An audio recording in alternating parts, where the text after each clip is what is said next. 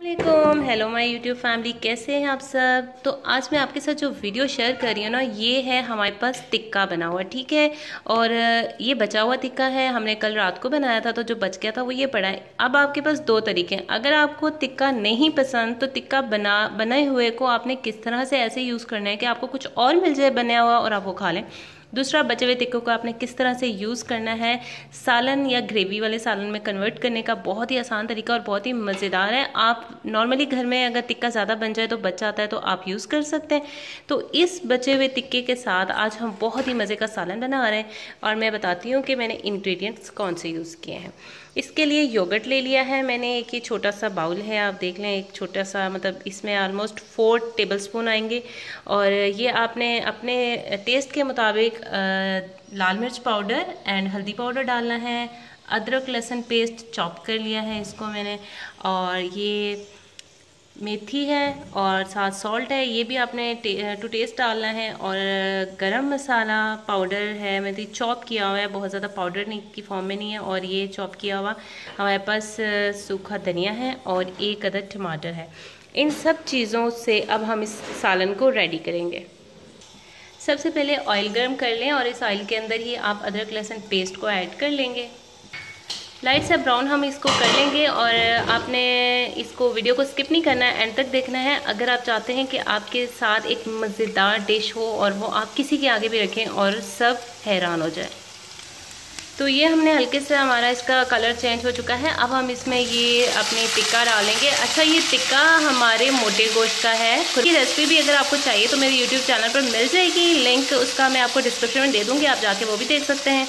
ये टिक्का बहुत ही ज़्यादा मज़ेदार है और बहुत ही टेस्टी है, आप इसको लाजमी ट्राई कीजिएगा। तो अब ये थोड़ा सा हमने 1 मिनट तक इसके साथ पकाया है और अब हम इसमें टमाटर ऐड करेंगे। टमाटर बिल्कुल ही हमने बारीक कट किए हैं, लंबे हैं बस बारीक कट हुए हैं ताकि जल्दी से इसके अंदर मिक्स होके हो जाएंगे, पक जाएंगे। और ये बाकी के मसाले जितने भी हैं वो हम इसमें ऐड कर रहे हैं और अब हम इसको मिक्स कर लेंगे।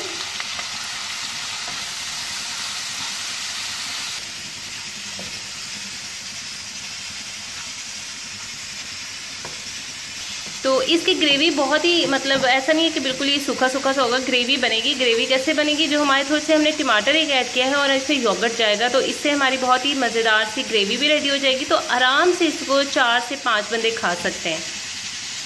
और अगर आप बारीक से टमाटर काटेंगे तो उसका फ़ायदा ये होगा ना कि जल्दी से आपके टमाटर जो है मिक्स हो जाते हैं और ग्रेवी रेडी हो जाती है। अब हम इसमें डालेंगे 1/2 कप योगर्ट जो कि आपको दिखाया था, और अब हम इसमें ऐड करेंगे और इसको अच्छे से मिक्स कर लेंगे। और आप लोग को अगर कटिंग स्टिचिंग सीखनी है और अच्छे से ड्रेस डिज़ाइन आइडियाज़ देखने हैं तो आप मेरा यूट्यूब चैनल है, उसका लिंक मैं डिस्क्रिप्शन में दे दूँगी, फैशन आइडियाज़ विद नूरी, उसको सब्सक्राइब कर लीजिएगा और देख लीजिएगा। अगर अच्छा लगे तो ज़रूर सब्सक्राइब करें और डेली आप मेरे साथ इन टच रहने के लिए बेल आइकन को प्रेस कर दीजिएगा। आपको बहुत ही अच्छे अच्छे आइडियाज़ मिलेंगे वहाँ से ड्रेस डिज़ाइन के रिलेटेड। तो इसको अब अच्छे से हम मिक्स कर लेते हैं।